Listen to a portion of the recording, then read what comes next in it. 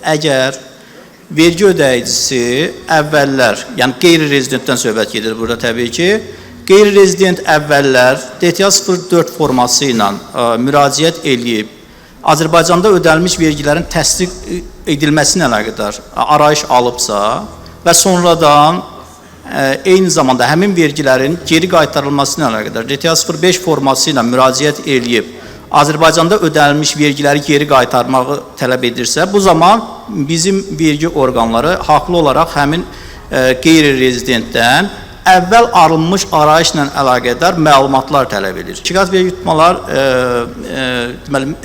ilk növbədə vergidən yayınma hallarının aradan qaldırılmasıdır, vergi yükünün azaldılmasına əlaqədardır və vergi öhdəliklərinin müəyyənləşdirilməsinə əlaqədardır. Sonuncu 5 ilin bəyannaməsində də səyyar vergi yoxlamasının keçirilib-keçirilməməsindən asılı olmayaraq, son 5 ilin bəyannaməsində biz könüllü açıqlama son 5 il içində daha doğrusu könüllü açıqlama bəyannaməsi verə bilərik. Və bir daha deyirəm ki, könüllü açıqlama yalnız öhdəliklərin müəyyənləşdirilməsi üçündür.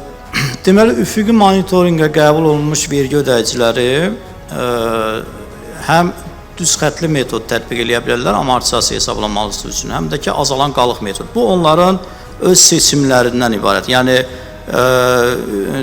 üfüqi monitorinqə qəbul edilmiş vergi ödəyicisi mütləq deməli, düz xət metodu tətbiq etməlidir və yaxud da mütləq azalan qalıq metodu tətbiq etməlidir. Belə bir tələb yoxdur.